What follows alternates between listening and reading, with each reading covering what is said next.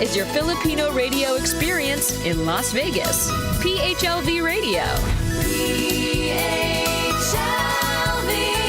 Radio. It's time to get, it's time to get, it's time to get, it's time to get real. Get real. Talking about the things you wanna hear. It's time to get real. Get real. We got it all right here.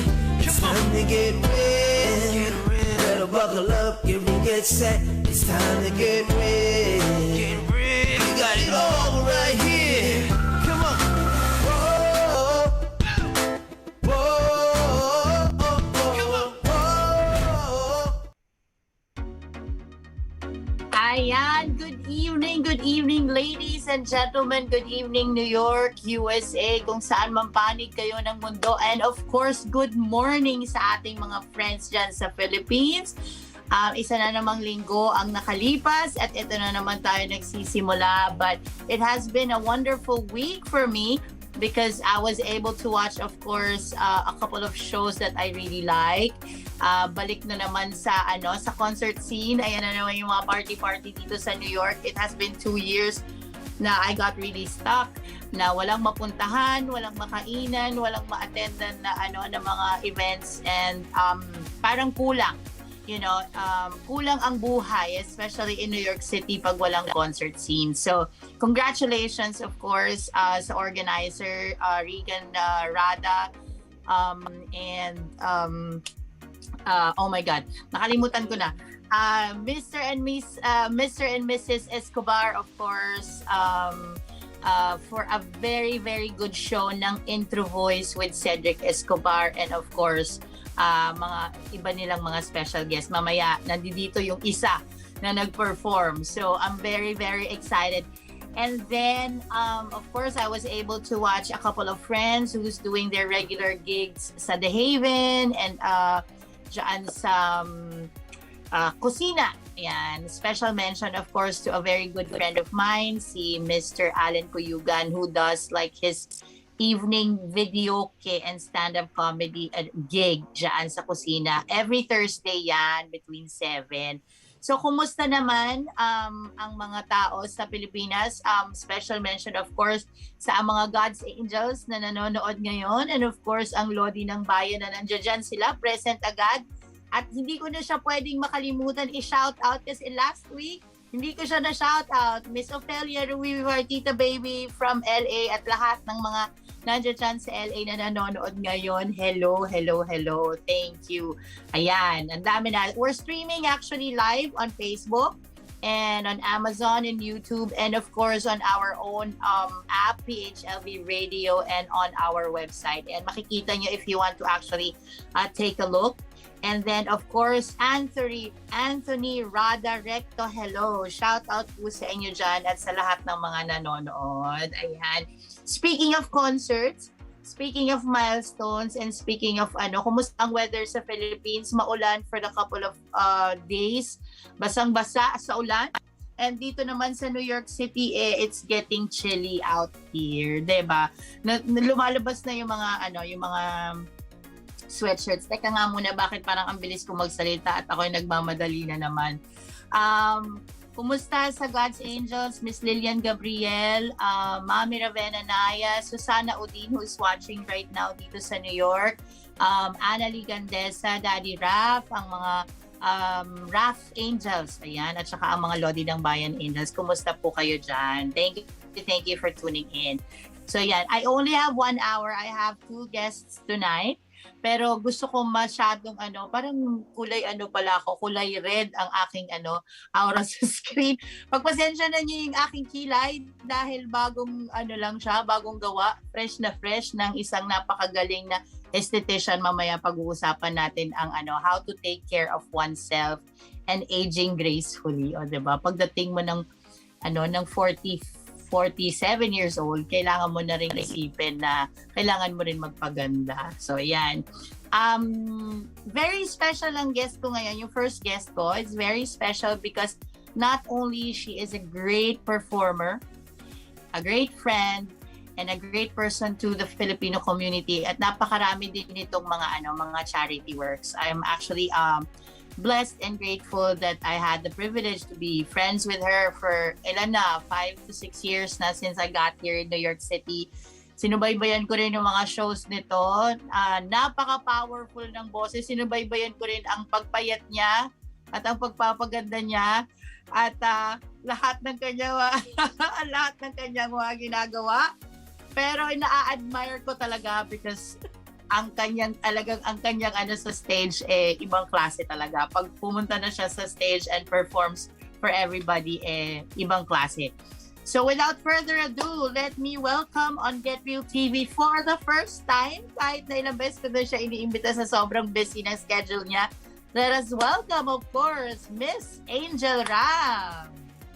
Yes, hi! Magandang umaga sa Pinas at magandang gabi sa ating mga friends dito sa New York, Tri-State, and everyone else. And sa LA, nanonood din natin sila.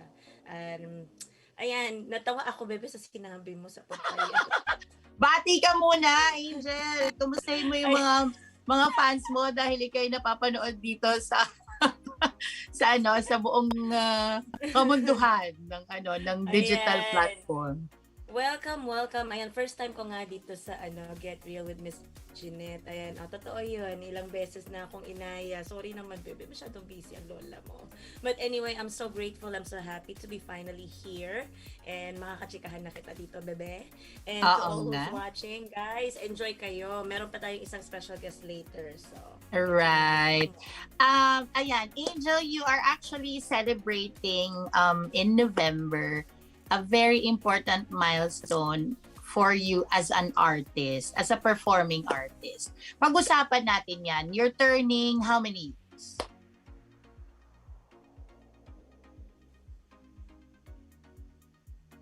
So, ilang years ka na sa industry?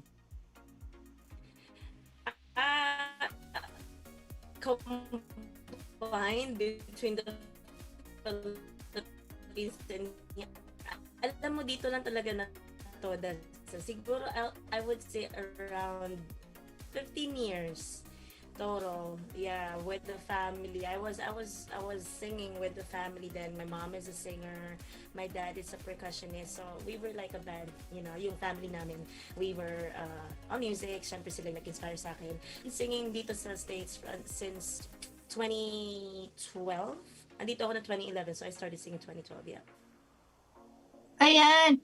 Wow, ano yan sa akin revelation yan sa akin na you were singing with your family, with your dad and with your mom. Kwento mo naman sa akin yung experience yan. Is that way back home in the Philippines? Yes, way back home in the Philippines. So, si ma'am actually nung nag-umpisa akong kumanta, she wasn't really like in the limelight na. Pero when we were kids, kaming apat na magkakapatid, we always watch them. My dad and my mom, they're singers, and my dad would play the percussions. So, alam mo yon, growing up and watching them like do what they love, parang grabe nila na-inspire kami magkakapatid to do the same. So, siguro nag-start ako with the band when I was in high school. So, going college na yun. So, high school, going college. So, I would sing at night and I would do my nursing school during the day. So, wow. Parang naging part siya ng life namin. Oo. So, it's nakaka-miss. Of course, my so, mom hindi ko natatanong kung saan year, but hindi ko natatanong kung saan galing yung yung talent mo kasi ayun na pala, the entire family was like singing with you. So, when did you actually move to New York? 2011 actually. I moved here for good. Ayun. So I 2011? Oo nga, no. 10 years na. Yes. Ayan. Sobrang bilis ng panahon. Namalayan mo ba na 10 years away ka na from home at ano yung mga struggles na na hinarap mo in that 10 years? Mga big blows at yung mga makakapagpaiyak sa iyo. Diyos mio, Day. Gusto mo umpisahan ko yan? 3 araw kailangan ko. Sige.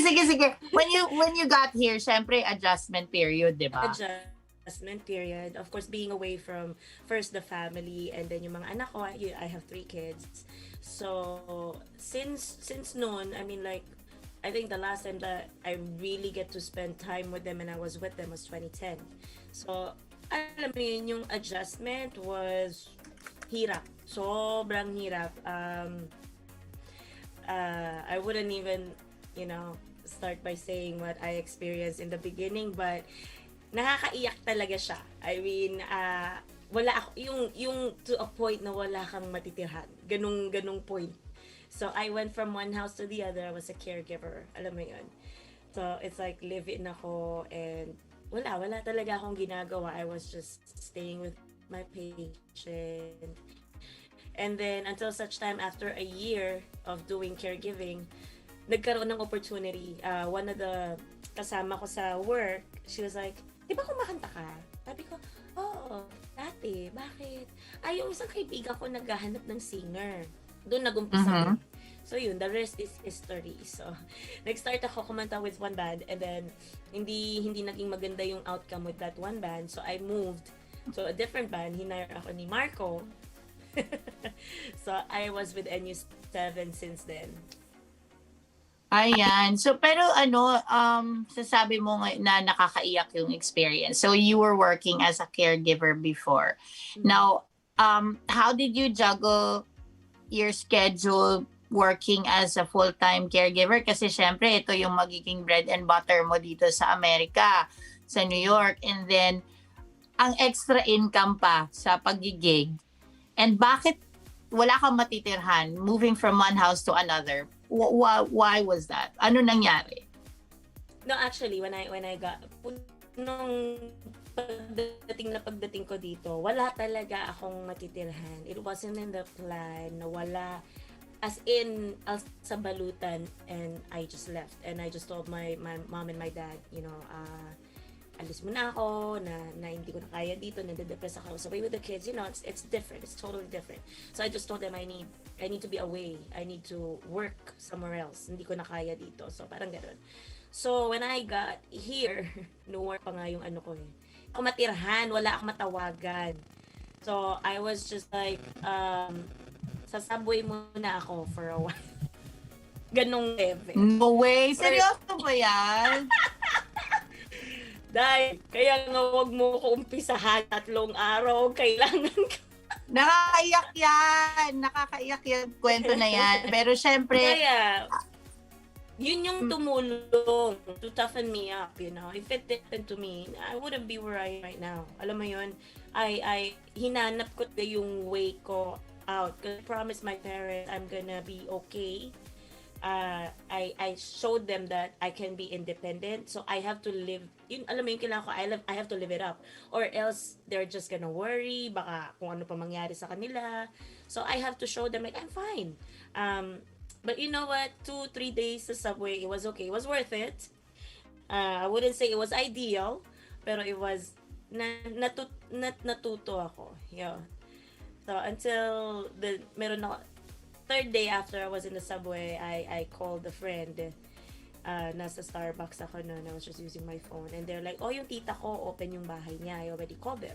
So, I called agad. Tinawagan ko yung tita. So, she's like, yeah, come over. Andito ako sa Jamaica. wow. So, I was like, opo, tita, punta po ako dyan. Dahil, umalis ako ng alas 6 kasi nagkaligaw-ligaw ang lola mo. Dumating ako dun alas 2 ng umaga. Wow. Wala kasi akong alam. Well, yeah, so when I got there. Sige, so when you got there, they were given, you were given a place to stay, and then of course tuloy-tuloy na yan, picking up the pieces. But Angel, how tough is it? Kasi ako, naranas ko yan eh. How young were your kids when you left them? Naiyak ako yung naiyak. How young were your kids when you left them? And how long ago na nagkaroon ka ng chance to see them? They were 3, 6, and 8. Oh, maliliit pa talaga. They were very young. And ilan taon bago mo sila? And ko yan ha, hindi ko sila iniwan. No, you had to come here and work, 'di ba? So, no, kailan mo na actually, sila nakita? Even before I left, kinuha na sila ng tatay nila. So, I had no reason to stay at all. So that's why I left. Ayun, yun yung nakaka-depress na na So they state were kung already bakit. taken away from me. So I really had no reason to stay. So alam mo yun yung parang, sige, move on ako. Hahanapin ako ang mga anak ko. And your question nga na kailan ko ulit sila nakita. Ah, nakita ko naman ulit yung panganay ko after, I would say, 6 years, 7 years, 6 years. And then, Wow, matagal-tagal din yun, matagal. Was that the Pero I made reason? it a, I made it a, Was that the reason why you joined the class? Para umuwi ka at makita mo sila or paano? Kasi napanood ko yung yun na yun yung episode na yun, sinubaybayan ko din yun. So, yes. yun ba yung dahilan? Di- Pag-usapan natin yung journey nung The Clash. Yeah, sila lang talaga yung rason kung bakit ako sumali. So, I already told, yung management and all na my only desire is makita ako ng mga anak ko and for me to be able to reach out to them and let them know na I've always been here and my way of parang mailabas ko yung emotions ko is through my singing. So whenever I sing it for them. Gusto ko makita nila, gusto ko maramdaman nila. And nangyari naman, be. Nagkita kayo So, nung umuwi ka for The Clash? Yes. So, ganito nangyari. So, I think I have the permission of my ex's family. So, ayun, the mom-in-law actually, mom-in-law ba? Tama ba? Oh, yung mama nila ngayon messaged me and told me, we saw you, the kids saw you, and let's talk. So, doon nag-umpisa. So, when she said that, alam mo yun, ang saya ko, dahil grabe yung ko nun. Sabi ko, ito na yung pangarap ko. So, I went to see them. The first meeting, wala pa yung mga bata. So, it was just me, the wife of my ex, and yung tatay ng mga bata.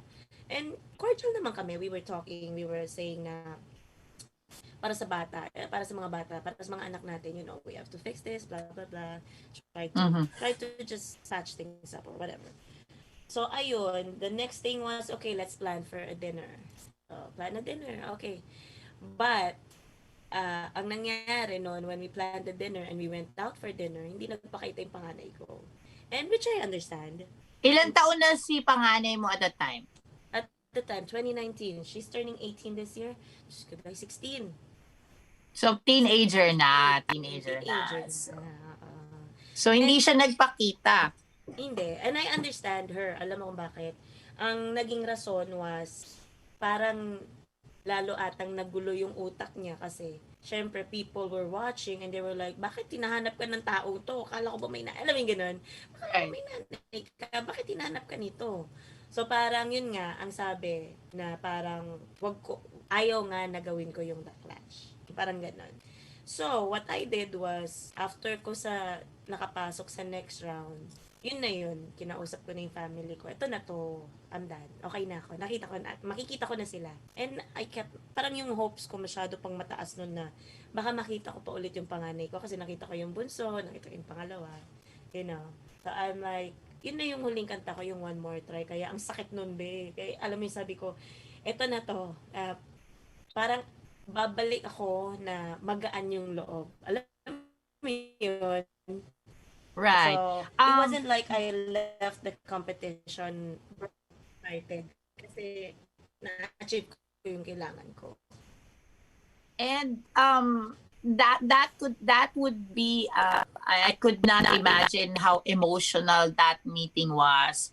And nakita ko yung performance mo sa The Clash and how you gave your all and poured out.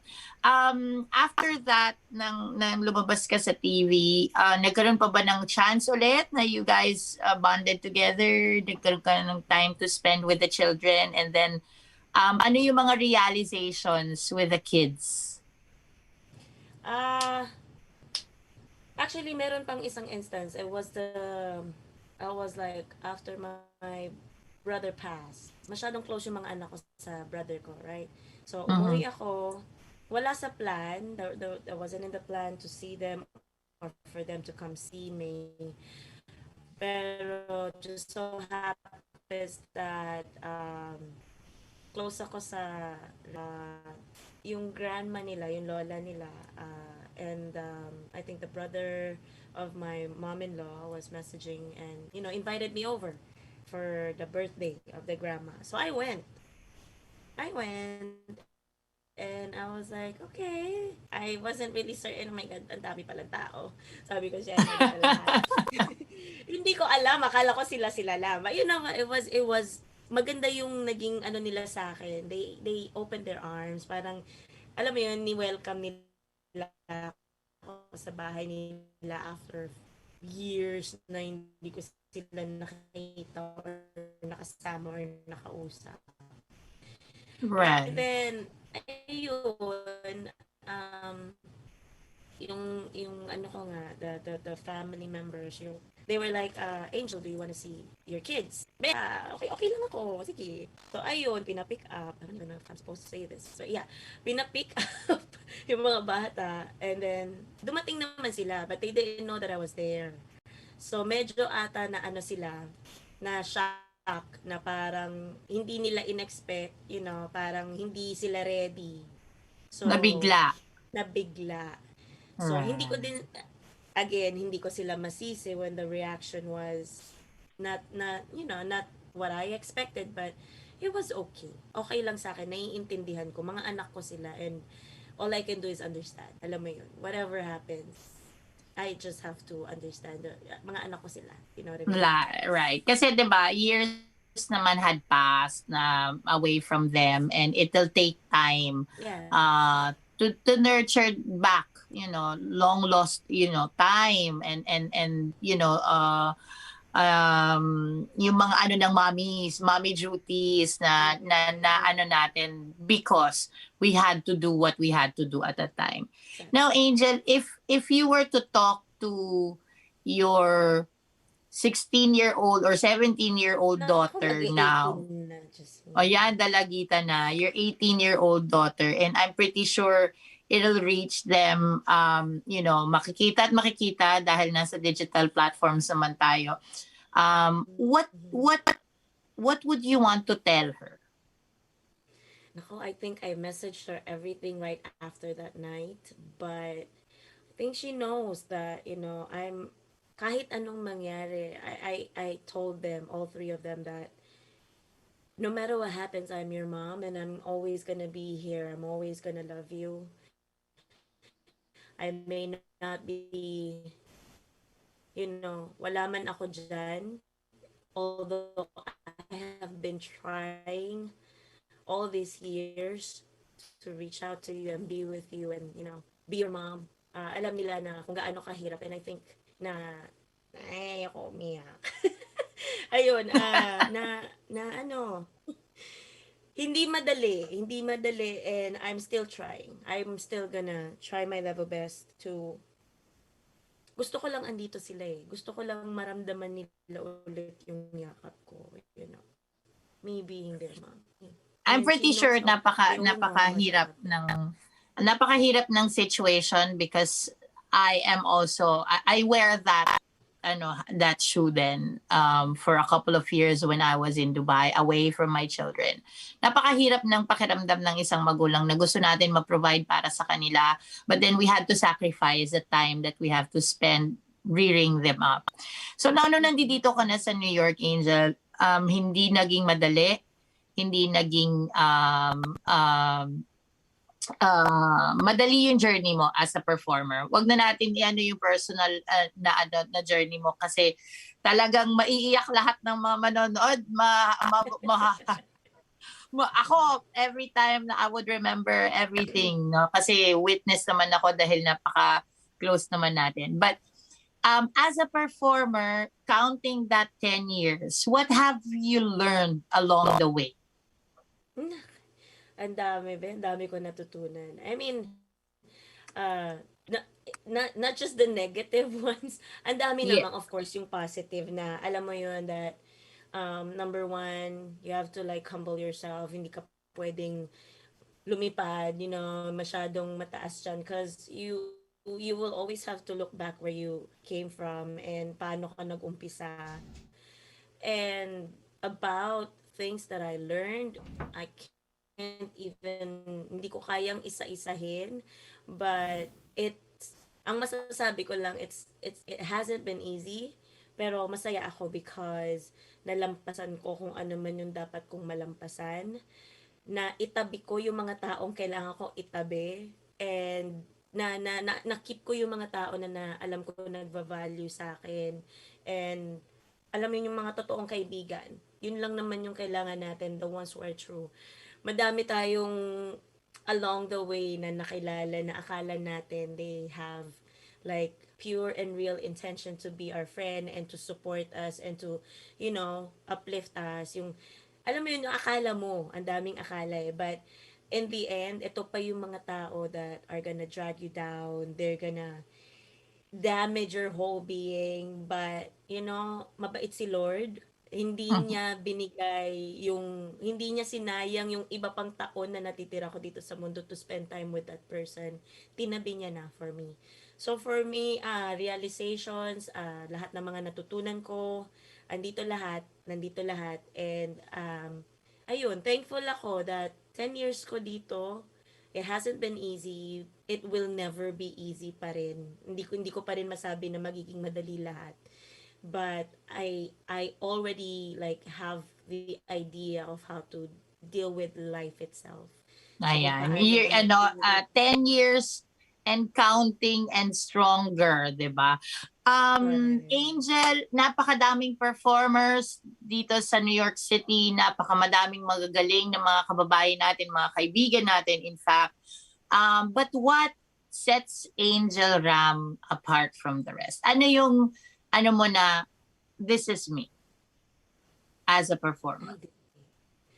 Alam mo, dami nagtanong sa akin yan. There are like a couple of, ang dami ng interviews, and even like just friends were asking me the same thing.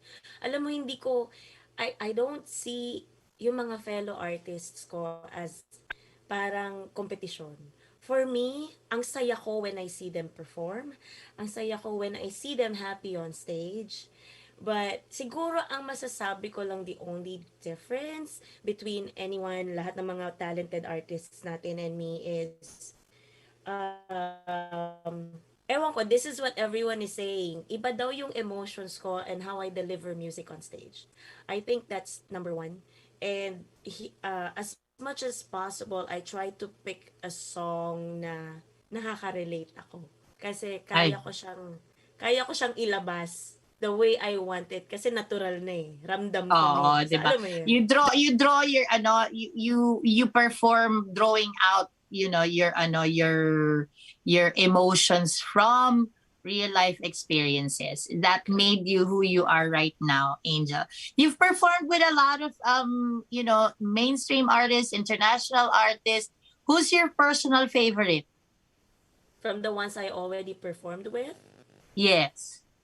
David Pomeranz. Tapos itong upcoming ko, just ko excited ako, dahil. Ayan. So now, pag-usapan natin ngayon yung upcoming show mo, please. On your 10th year, anong meron? Yes, so every year I think you and a couple of our friends dito sa Tri-State already knows that I always do like a birthday show every year. So, and I have a recipient every time I do it. So, this is actually my 4th year na gagawin ko to, and I always try as much as I could. Of course, I have my line producer, and he's always been there with me, Little John. Thank you so much, Be. So, siya yung tinatapunan ko ng ideas ko. Alam mo yun, yung parang, alright, the past few years, I did Feinstein's 54 Below, I did Apollo, alam mo ganun. Tapos this year, sabi ko, pangarap ko yung Sony. So, I was like, okay, I'm gonna try to get this place. But I have been talking to them since last year pa, be.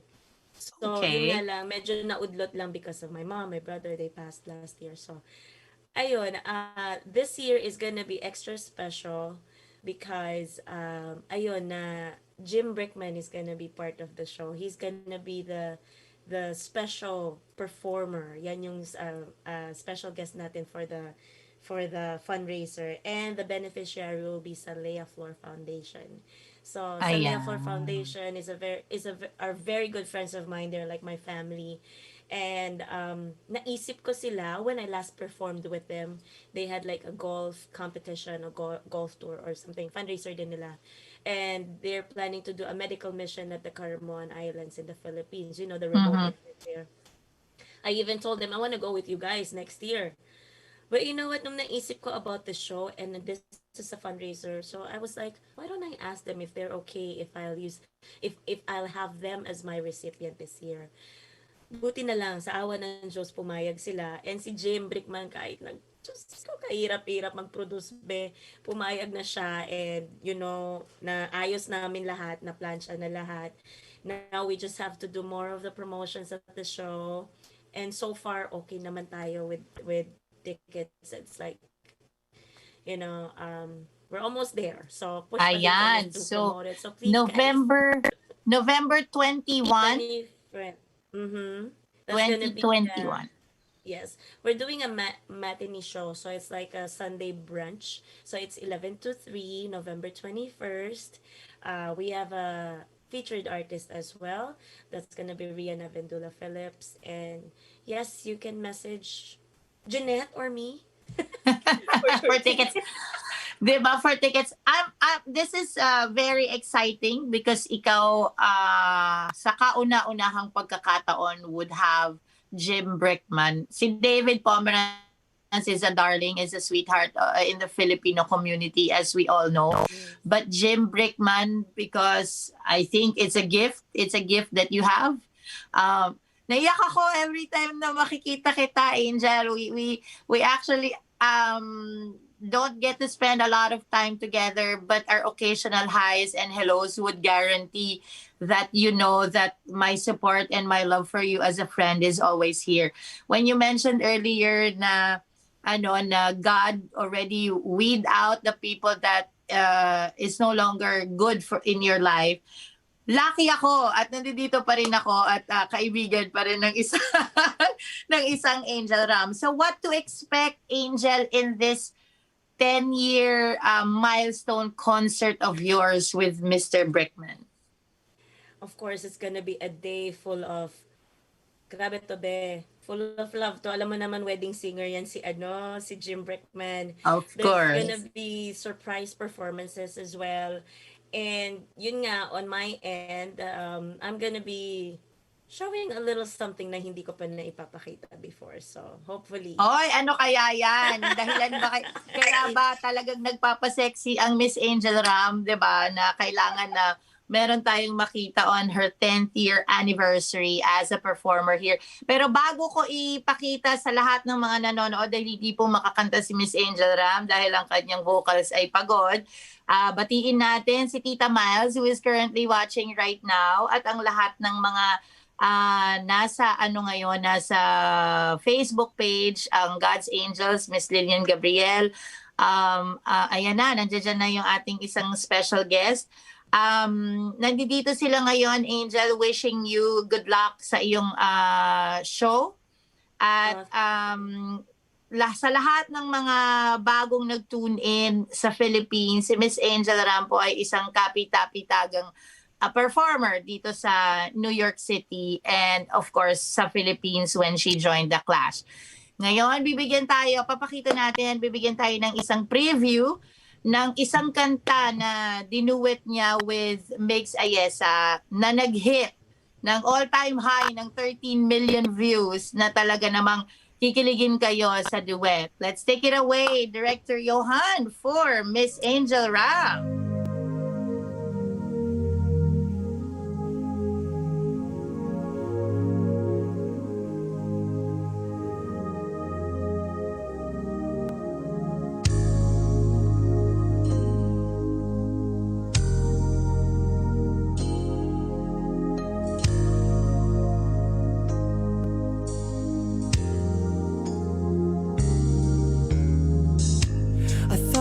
Dreams belong to other men, 'cause each time I got close, they'd fall apart again.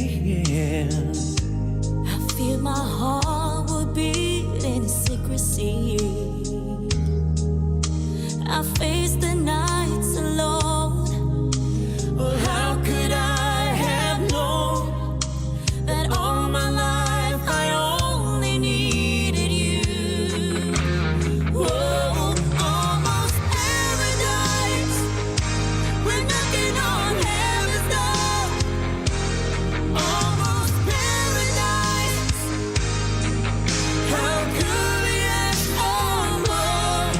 I swear that I can see forever in your eyes. Paradise.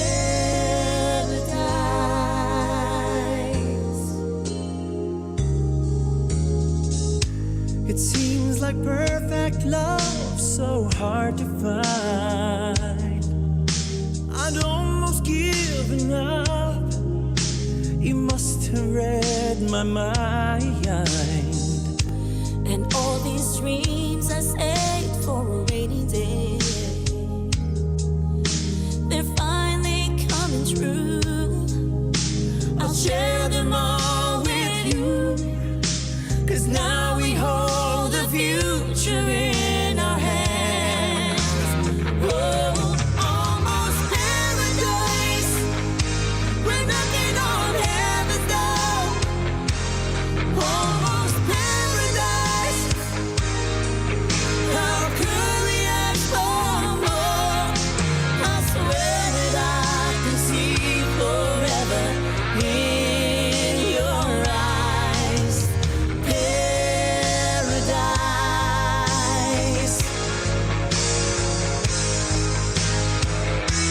And in your arms, salvation's not so far away. We're getting closer, closer every day. Almost paradise. We're knocking on heaven's door. Almost paradise. How could we ask for more? I swear that I can see forever in your eyes. Paradise.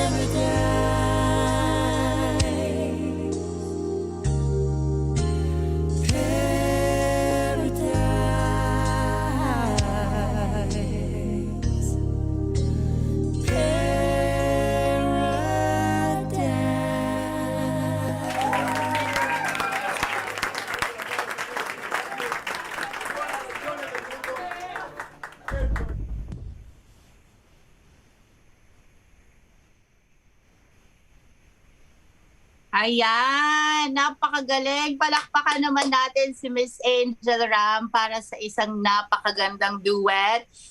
Paano pa lang yan, pahapyaw pa lang yan ang kanyang magiging upcoming show. If you like that one, I'm pretty sure you'll love the show on November 21. Angel, message mo bago kita anuhan ng message, nagpapasalamat ako because Tita Miles is here, of course, ang ever loving nanay natin lahat dito sa New York City. Hats off ako dyan ng mami ni Temi, of course, Miss Lou Escobar, who's been very supportive in the Filipino music industry dito sa New York City. Maraming salamat, of course, ang mga God's Angels na nandiyan dyan, Don Dan Quartz, of course, Lodi ng Bayan, Rafael Rocco Dinglasan, Ravenna Naya. Magtatampo pag hindi ko babatiin kasi talagang inabangan ka nila. Ang aking mga kaibigan at mga kapatid, Susana Odin, of course, Anna Ligandesa, Joanna Moffett, at lahat ng nakatune in dito, at ang aking tita, baby na admire, fan mo, Angel.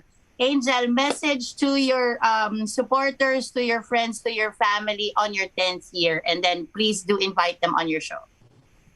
Yes, ayan. Once again, Jeanette, thank you so much for having me, and masayang chikahan always with you. Hopefully, off-cam pwede tayo ulit magchikahan, right? And sa lahat ng nanonood, mama ko, Tita Lu, hello, thank you so much for watching. Salamat sa lahat ng suporta na binibigyan ninyo, and to everyone na who's gonna come and watch the show, you're gonna have a great time.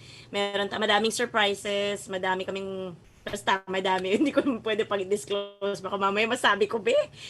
But anyway, thank you all so much for supporting. 10 years na po ito, and I'm so grateful na kahit na, alam mo yun, yung kahit na hindi ko sila visibly nakikita, nararamdaman ko yung support nila. So thank you everyone. God bless. Stay safe pa din po tayo. Hindi pa tayo na sa pandemic na to, but God bless you. God bless everyone, and thank you so much. Ayan.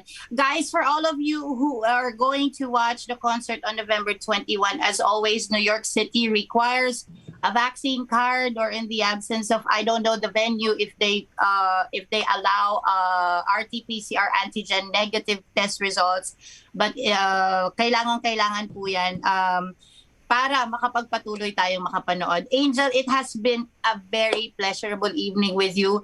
Kulang ang isang oras para pag-usapan natin ang lahat ng mga napagdaanan mo as an artist. But ngayon pa lang, I would like to congratulate you for all the hard work. I know you've put in so much effort and so much passion into what you are doing right now. Even before, I've seen that. Para kang bata na na sinusundan ko yung mga yapak, yung mga footsteps mo, and I'm very proud to have known you, and I'm very proud to be your friend. I'm looking forward for your November 21 concert, and then congratulations in advance. Thank you so much, Be. Love you, Be. I'll see you soon. Bye, everyone. I love you. I love you so much. Ayan, matapos tayo. Social media pala, please follow Angel Ram. Promote ako ng social media, handles mo, my love. I'm sorry. Mga social media, how can people see you? Ayan, mini-message ko kasi si Tita Lu. Anyway, guys, you can follow me on Facebook. It's Angel Ram.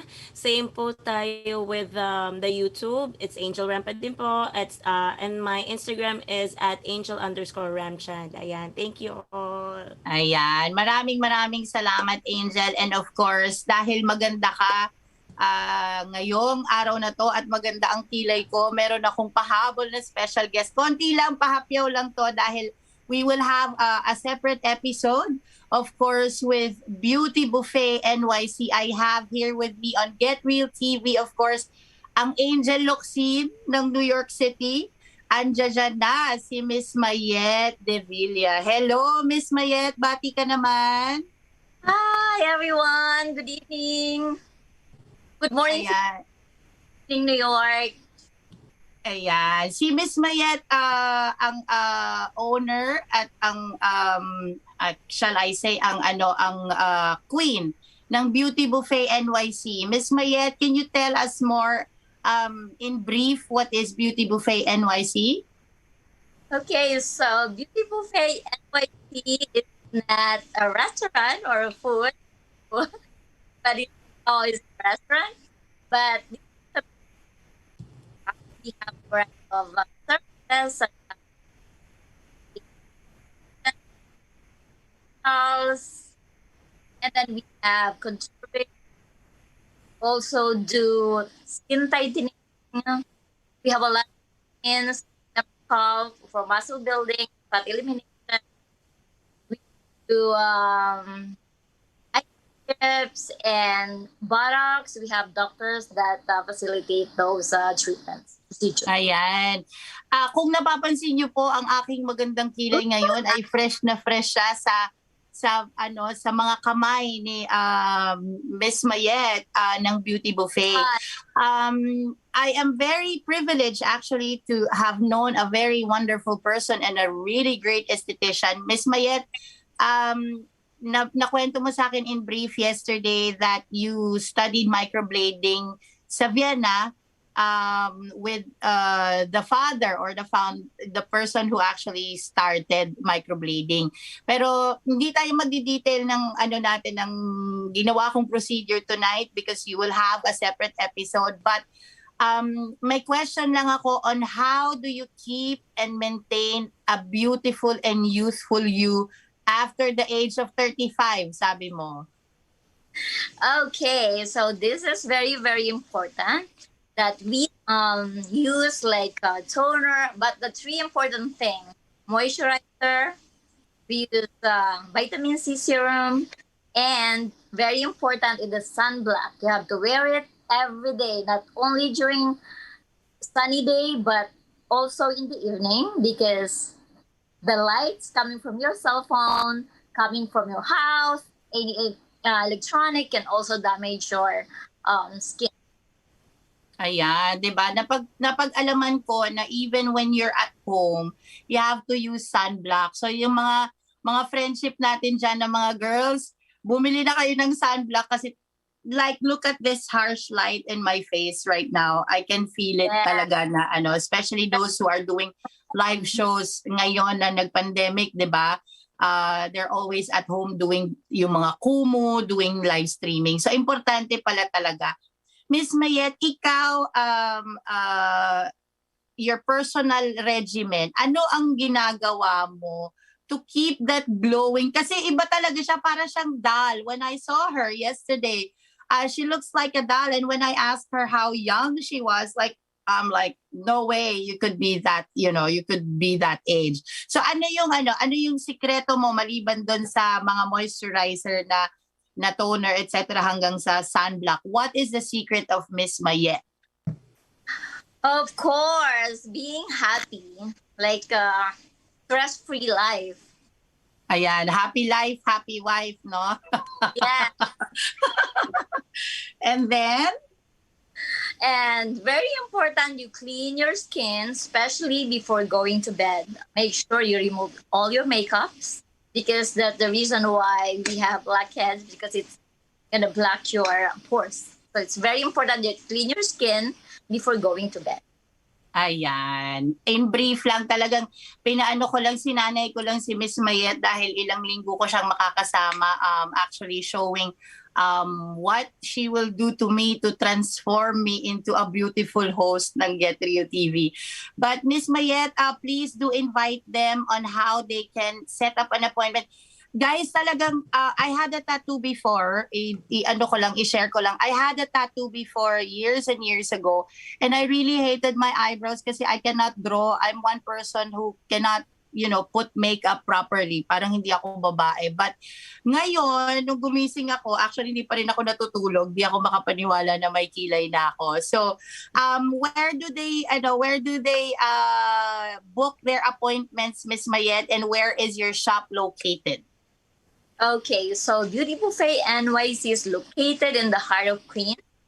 It's at 3813 69th Street, second floor, Woodside, New York. And you can follow our social media, especially Instagram, so you can see our work and our promotion. So our Instagram is beautybuffet_NYC. Our website is www.beautybuffetnyc.com. And you can always book your appointment by calling our phone number at 347-204-7948. So don't do it in the internet or in our website. It's better if you call the 347-204-7948. That's where you do the appointment.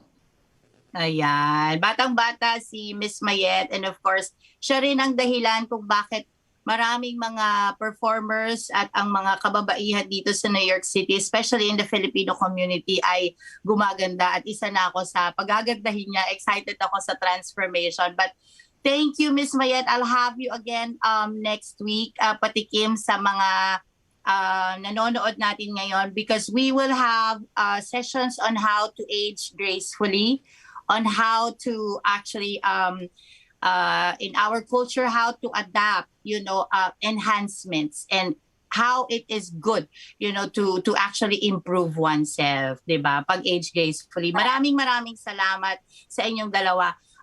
Guys, as you know, beauty is always from within.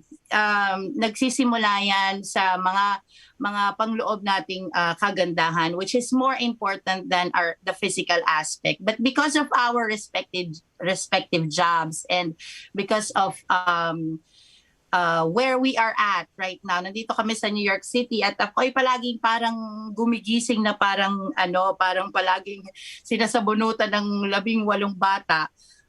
It is very important to do self-care, and I just realized that only now. See, if you can see my left and right, I am with very beautiful women who had taken the time, the effort, spent a little bit of money to take care of oneself. But just the same, I would like to share to all the women out there, it is very important.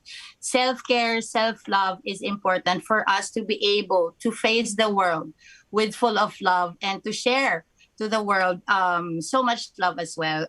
We want to operate our lives with love and hope because of what's going on with the world right now. Isa na lang to sa pinaka na malakas na kakapitan natin. Love for oneself and love for other people. Bago ako magsara ng aking episode tonight, I would like to thank these beautiful ladies here with me. Sana makahilera na ako sa kanilang mga kagandahan eventually dahil gusto kong I woke up like this beautifully. Si Angel Ram kasi every time na nakikita ko yan, kundi slim na slim, iba na ang kanyang hairstyle, iba na ang kanyang mga ginagawa. Kahapon, nung napanood ko siya sa concert, ay isa siyang afro. Ngayon naman, siya, buttercup. But because of what is going on right now, we have to take care of ourselves. Please, guys, hydrate yourselves, drink your vitamins, your supplements, eat properly. If you guys can stay away from meat, ang dami ngayon dito sa stateside and even in the Philippines ng mga gulay, mga plant-based. It is very important that we nourish ourselves to actually fight the invisible enemy, diba? Pero nais ko pong magpasalamat. Ako din, Angel, with you is celebrating actually my 6th year of Get Real TV. I would like to thank a couple of people, of course. The people who started this with me, Miss Marivier Montebon, and of course, Luis Pedron. They may not be here with me right now doing the episodes dahil pinahirapan ko si Luis last year. Siya lang ang bumuno ng 1 taon ng Get Real when I was in the Philippines. Thank you so much. And thank you as well to Eric G. Kung napapakinggan niyo po yung opening billboard ko ng Get Real, si Eric G, who is also a performer here in New York City and is also a Viva artist, composed and arranged that jingle for Get Real. And of course, sa madaming taong sumusuporta, kagaya ni Angel Ram, hindi naging madali. At saka kagaya ni Miss Mayette ang pag-put up ng isang digital show. When we started this, hindi pa uso ang nagsistream.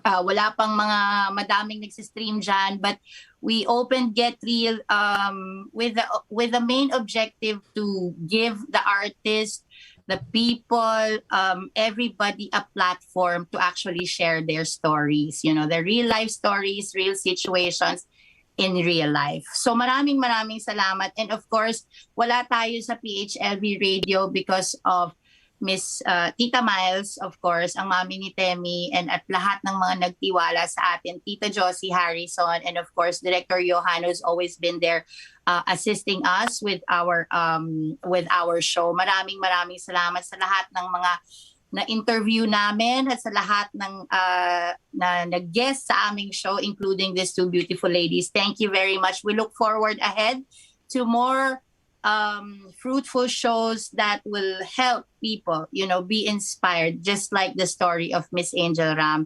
and Miss Mayette Divilla. Thank you so much. Please don't forget to actually support local artists. Lodi ng Bayan, Mr. Don Dancorts actually just released his latest single entitled Sa Susunod. It's now out in all digital platforms, Spotify, iMusic, Pandora, Deezers. And please don't forget to follow their page and their shows. Maraming salamat po. I can't thank you enough. My heart is so full. Let us all remember that we have to give love to get back love in return. It has been a beautiful evening with all of you guys. This is Jeanette Marco for Get Real TV on PHLV Radio. Thank you. Ganda naman sa inyo.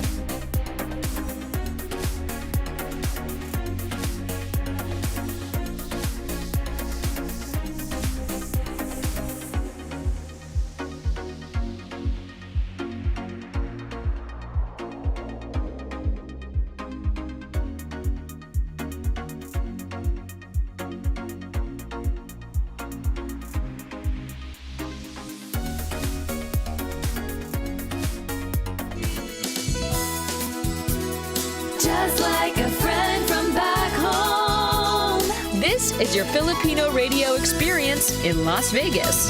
PHLV Radio.